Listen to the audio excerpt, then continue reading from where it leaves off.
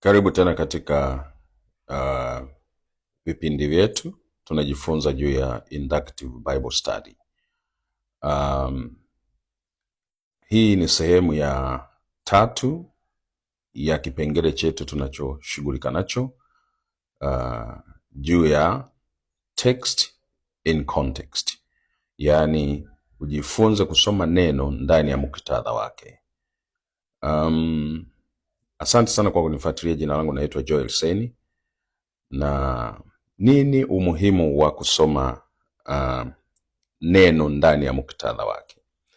Usomaji wa neno ndani ya muktadha wake unatusaidia tusije tukatengeneza imani potofu, yaani imani potofu kuanzia heresi, yaani kuwa heretical, kuzungumza maneno ambayo sio yaliyofundishwa kwenye imani na Bwana wetu Yesu Kristo, na pia kujikuta tunatengeneza jamii ya watu ambao ni imani potofu, yani cult. Na nitakupa leo nataka nizungumze kwenye kipengele hiki, nataka nizungumze cult huwa inatengenezwaje. Kipengele kilichopita nimekuelezea jinsi ambavyo umuhimu wa kusoma neno ndani ya muktadha wake, text in context. Sasa hatari ya kutokusoma text in context huwa inazalisha heresy, inazalisha mafundisho potofu, na mafundisho potofu yakishazalishwa huwa yanatengeneza ukuta wa kuwafungia watu wengine nje. Huwa yanatengenezwa ukuta mkubwa, yani fence ya kuwazuia watu wengine wasiyahoji. Yakishatengeneza fence ya kutokuhojiwa, huwa yanapelekea watu kujitengenezea walimu makundi, kama Mtume Paulo alivyomuonya Timotheo ya kwamba watu watajitenga na imani wakisikiliza roho zidanganyazo na mafundisho ya mashetani. Roho zidanganyazo, mafundisho ya mashetani, vitu vyote ni vya kiroho. Kwa hiyo nitakupa zana harisi ya kwa nini watu wanaishia kuingia kwenye imani potofu. Na imani potofu ya kwa maana ya kwamba cult sect, yani taasisi ya imani potofu, imejikita sana katika kumkuza mtu mmoja.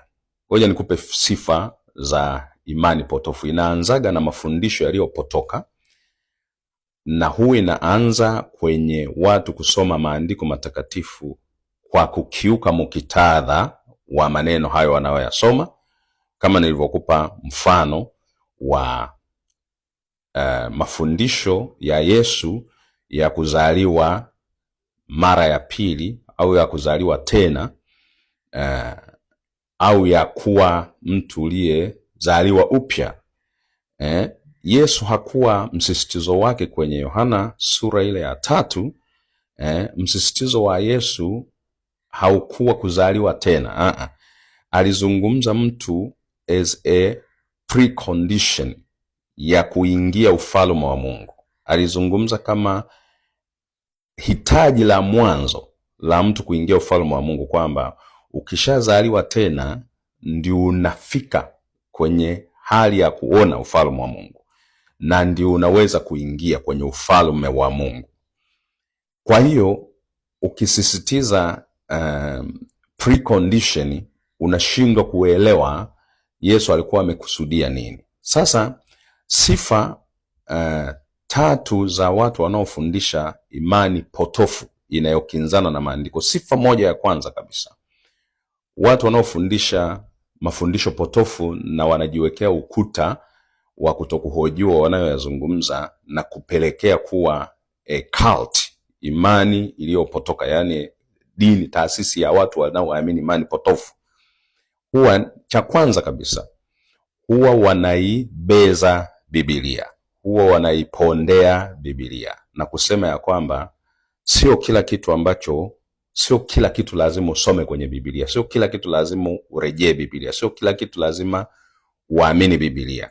Kuna mambo mengine ambayo Mungu anazungumza na mtumishi moja kwa moja, lakini Mungu huyo huyo hawezi kuzungumza na watu wote wanaomsikiliza huyo mtumishi. Kwa hiyo inatengeneza hali tegemezi, inatengeneza dependent syndrome ya watu kumtegemea yule aseme na Mungu kisha waambie. Na hiyo inakiuka utaratibu wa Yesu wa Agano Jipya, ya kwamba Yesu ndio kuhani mkuu peke yake aliyeingia patakatifu kwa damu yake yeye mwenyewe. Kwa hiyo inatengeneza tena kwamba kumbe kuna watu wengine wanaweza kuenda mbele za Mungu moja kwa moja bila Yesu, halafu watu wakawategemea. Hiyo ni dalili mojawapo, ni symptom mojawapo ya kwamba unayemfuata ni imani potofu, wanaibeza Biblia. Cha pili, imani potofu ambayo inakiuka usomaji sahihi wa maandiko, wameibeza Biblia, lakini tena huwa hawapendi au hawataki kuulizwa maswali, kukosolewa au kuhojiwa.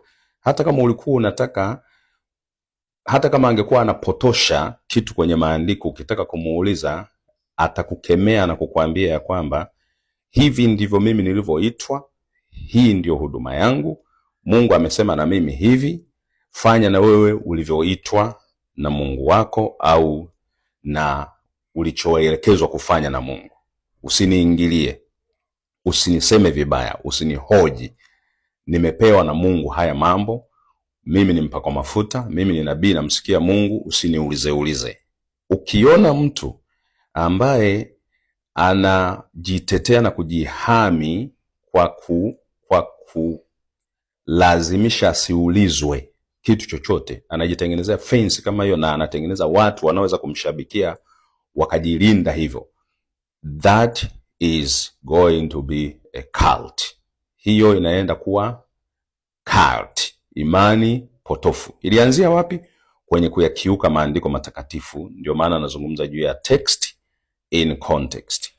Cha tatu, symptom ya jamii au taasisi ya watu wanaenda kuwa na imani potofu, wanaendekeza sana spirituality against understanding au against reasoning.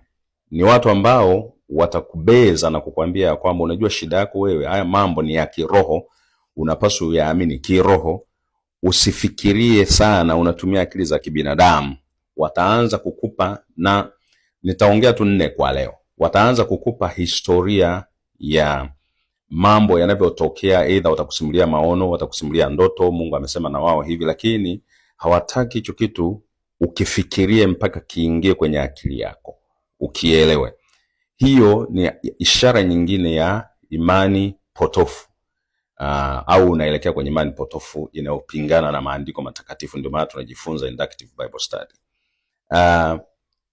Cha 4, ni imani ambayo watalisoma neno la Mungu, lakini watachukua mifano yote, sio katika neema ya Bwana wetu Yesu Kristo, au sio katika yale ambayo Mungu ametupatia katika Kristo Yesu bure. Wao watakurudisha uweze kufikiria na kujifunza juu ya maisha yako yaliyopita kabla hujaokoka au kabla hujamwamini Yesu. Watakuzamisha mle ndani, watakufundisha imani za mababu, familia yako ilivyokuwa, watakuelezea jua ulikotokea, umebeba nini, umebeba laana gani, umebeba mizimu gani, umebeba vitu gani ambavyo vinatokea kwenu. Watakuingiza kule badala ya kukufundisha Yesu anakotaka ujue. Ukisoma Wakolosai sura 3 mstari wa 1 na kuendelea, inasema kama kweli mmefufuliwa pamoja na Kristo Yesu, yatafakarini yaliyo juu, Kristo aliko, na uhai wenu umefichwa kule. Hawatakwambia habari za Yesu, watajikita zaidi katika kukuelezea habari za familia yako, watajikita zaidi kukuelezea habari za maisha yenu yaliyopita, kule ulikotokea, watu wa kwenu, kabila lenu. Hivyo ukiona unajifunza vitu ambavyo vinafundishwa kwa mfumo huo, hivyo waga vinakinzana na Biblia, maana havimo kwenye Biblia, ujue uko katika njia ya kujifunza imani iliyopotoka. Nimekusaidia tu kidogo faida za kujifunza inductive Bible study, na tunafanya text in context. You must study the scripture text in context. God bless you. Tukutane kipindi kijacho. Asante.